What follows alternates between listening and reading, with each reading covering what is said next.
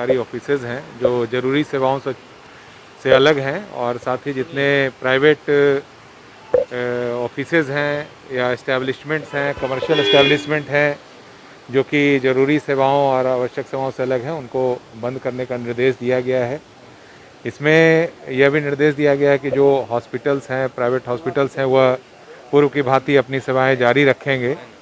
और इसमें जो सरकार से निर्देश प्राप्त हुआ है मास्क लगा करके सार्वजनिक जगहों पर जाने के लिए, उसके बारे में सभी पदाधिकारियों को विशेष निर्देश दिए गए हैं। सभी अनुमंडल पदाधिकारियों को, शहरी क्षेत्र के सभी थाना अध्यक्षों को, नगर निगम के पदाधिकारियों को ये फाइन करने की शक्तियाँ प्रदान की गई हैं।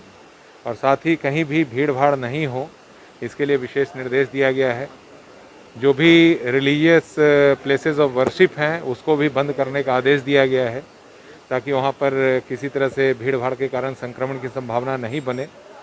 तो ये अभी एक सप्ताह के लिए इसको शुक्रवार से प्रारंभ हो करके बृहस्पतिवार तक इसको लागू किया गया। क्या छूट रहेगी सर इसमें जो आवश्यक सेवाएं हैं, जैसे जो किराने की दुकान है, मेडिसिन की शॉप्स हैं, बैंकिंग सेवाएं हैं, एटीएम सेवाएं हैं, टेलीकम्युनिकेशन है, प्रिंट इलेक्ट्रॉनिक मीडिया है, ये सबको छूट दी गई है। लेकिन जो भी कमर्शियल इस्टेब्लिशमेंट हैं, चाहे उन सभी प्राइवेट कमर्शियल इस्टेब्लिशमेंट को बंद करने का आदेश दिया गया है। साथ ही जितने सरकारी ऑफिसेज हैं उसमें जो ज़रूरी सेवाएं हैं, जैसे डिस्ट्रिक्ट एडमिनिस्ट्रेशन है, पुलिस की है, फायर सर्विसेज है, इलेक्शन रिलेटेड है, डिजास्टर मैनेजमेंट रिलेटेड है, टेलीकम्युनिकेशन है, इन सभी सेवाओं की जो ऑफिसेज हैं वो खुलेंगी, जो कि मिनिमम स्ट्रेंथ पर काम करेंगी। और से सभी ऑफिसेज के बारे में निर्देश दिया गया है कि उसको बंद रखा जाएगा। चेकिंग जैसे पहले होती थी उसी तरह होगी चेकिंग? हाँ, चेकिंग के लिए भी विशेष निर्देश दिया गया है। जो वाहनों की चेकिंग है उसके बारे में निर्देश दिया गया है कि जो भी सार्वजनिक परिवहन का उपयोग कर रहे हैं, अगर वो बिना मास्क के आते जाते हैं, अगर उपयोग करते पाए जाएंगे तो वाहन को जब्त किया जाएगा। और जो भी इस तरह से बिना मास्क के सार्वजनिक जगहों पर, कार्यस्थल पर देखेंगे, वहाँ जो फाइन का प्रोविज़न है उसको फाइन भी किया जाएगा।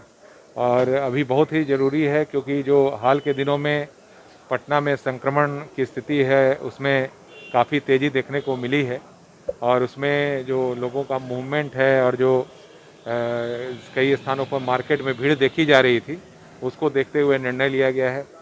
जो सब्जी मार्केट है या फल की दुकानें हैं या फिर जो फ़िश की दुकानें हैं, मीट की दुकानें हैं, उन सभी के लिए ये निर्देश दिया गया है कि प्रातः 6 बजे से 10 बजे तक और संध्या 4 बजे से 7 बजे तक ही खुलेंगी। शेष अवधि में वो बंद रहेंगी।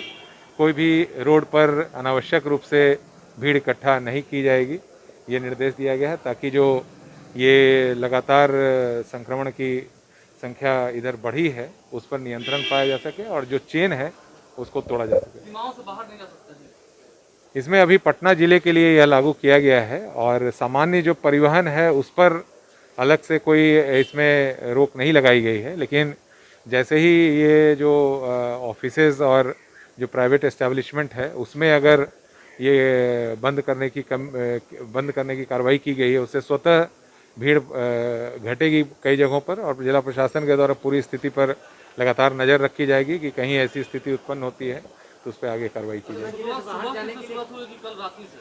नहीं, ये शुक्रवार की सुबह से जो है उसको लागू किया गया। ये पटना जिले से इसको बाहर जाना है क्या, तो पास वगैरह पास की आवश्यकता नहीं होगी। जो परिवहन के बारे में जो बताया गया कि जाने आने में उस पर इस तरह किसी तरह के प्रतिबंध नहीं लगाए गए हैं।